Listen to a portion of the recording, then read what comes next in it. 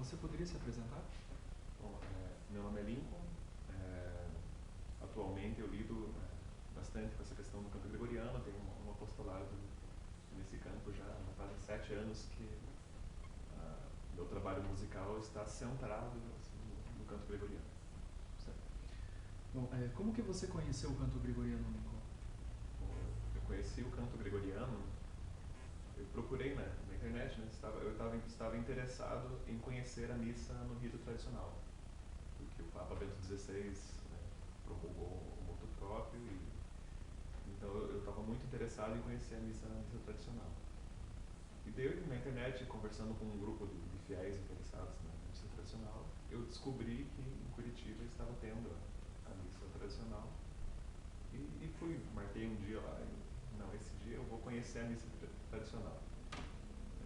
Fui lá, conheci a missa tradicional, e lá em Curitiba tinha um coral que cantava canto gregoriano nessas missas. E foi amor à primeira vista. Eu nunca tinha escutado mesmo assim canto gregoriano, nunca tinha conhecido mesmo o gregoriano.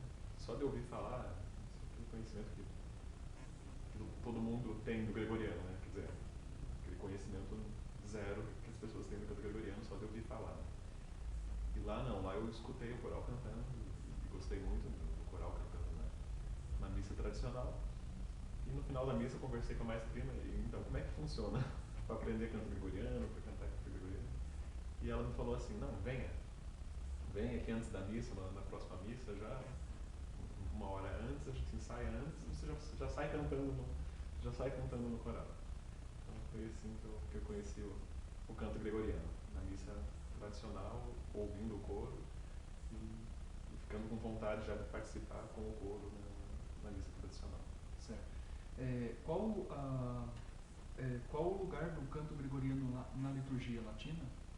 Então, o ensinamento constante da igreja, né? O ensinamento constante do magistério, e isso não foi alterado, é o ensinamento atual do magistério, inclusive, é que o canto gregoriano é o canto próprio da liturgia romana, então ele tem a primazia.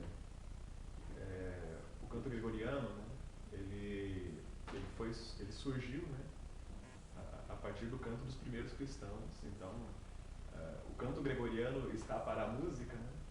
O canto gregoriano está para a música da igreja latina, como Santo Agostinho para a teologia. Assim. O canto gregoriano é o equivalente musical dos padres da igreja. É o que a gente recebeu dos padres da igreja.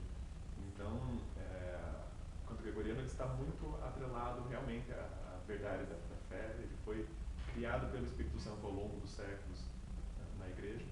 Então, por isso, o magistério constante da igreja, todos os papas sempre reafirmaram isso. O canto gregoriano ele tem a primazia. Ele é um modelo supremo de música litúrgica. Qualquer outro tipo de música litúrgica que seja permitido, né, são permitidos. Né? Você pode ter polifonia, você pode ter outros tipos de música litúrgica. Né?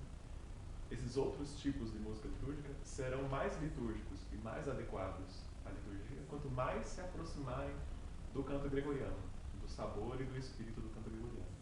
E esse é o ensinamento constante do magistério da igreja até hoje. Isso não foi mudado.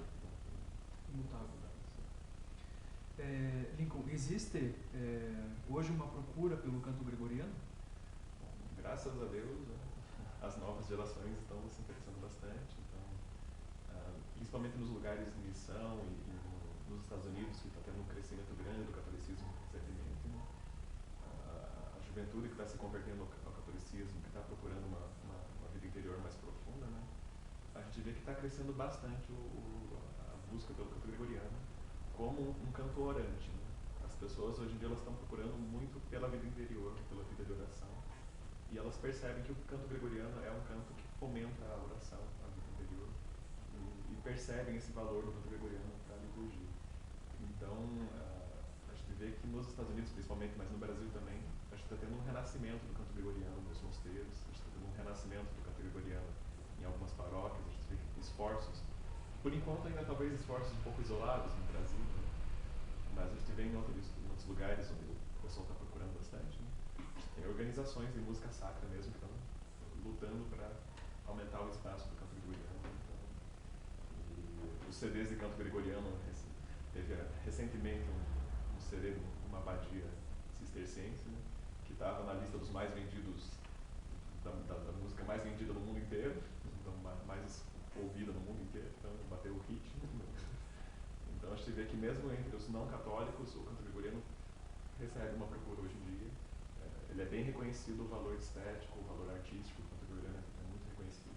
E graças a Deus, na igreja, as pessoas estão reconhecendo não só o valor artístico, mas o valor da santidade, o valor da vida interior. Certo. O canto gregoriano causa algum impedimento à participação pelos fiéis? Então essa questão a gente tem que entender bem o que é a participação dos fiéis para poder, né, responder a questão. E o canto gregoriano ele não causa nenhum impedimento à participação dos fiéis, nos dois sentidos, em todos os sentidos. A gente sabe que uma participação ativa e frutuosa dos fiéis na liturgia, né, ela exige tanto uma participação interior, que a inteligência, a vontade, os afetos, as emoções, estejam todos concentrados em Deus, na oração. E isso é uma atividade. Não existe nada mais ativo do que a contemplação. Então, a oração é muito ativa. A oração ela é uma participação no poder ativo de Deus. Não é uma coisa passiva. Não é oração não é quietismo. Né? Não é você ir lá e não fazer nada.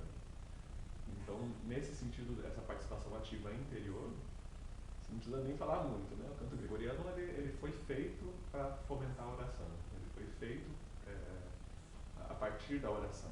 Ele nasceu como uma oração cantada. Então, nesse sentido, a participação está mais do que garantida. Mas também, no outro sentido, né, que as pessoas hoje gostam de enfatizar, né, que os fiéis devem também participar da liturgia proclamando, falando e tendo os momentos em que de fato realmente louvam a Deus com o corpo e com a alma e na missa, na Santa Liturgia, se ajoelham, levantam de pé, fazem aquilo que lhes cabe, né, na liturgia. Também o canto gregoriano não atrapalha, não impede a participação dos fiéis. O canto gregoriano ele tem vários graus de complexidade, então você tem partes do repertório gregoriano que são extremamente acessíveis. Então, na verdade, aquelas respostas mais simples da missa, quando o padre dialoga com os fiéis, já é canto gregoriano. Então, o canto gregoriano, na verdade, ele favorece para que os fiéis também falem, cantem na liturgia. O canto gregoriano favorece o canto dos fiéis na liturgia, porque o repertório gregoriano ele tem esses estratos mais simples, que são profundamente orantes, que são muito mais simples mesmo, do que muita composição recente que foi feita. A gente sabe que hoje em dia tem muita composição dissonante, muita composição às vezes que trabalha com noções de música muito requintada e os fiéis não conseguem participar ativamente. E o canto gregoriano não, ele tem realmente partes do seu repertório que são extremamente acessíveis. E o latim, né? Tem pessoas que dizem que o latim atrapalha, que o povo não entende e tal. Mas é muito simples, assim, o povo pode tranquilamente cantar, o povo fiel pode tranquilamente cantar as partes fixas da Santa Missa, e a tradução é muito acessível, você tem, é fácil você colocar a tradução disponível. Então esse é um argumento que não, ao meu ver, é um argumento muito falho para dizer que o canto gregoriano impede por causa do latim. E o latim é uma língua tão bela e tão santificada pela Igreja que só fomenta ainda mais a vida interior e a participação ativa. Certo. Muito obrigado, Lincoln.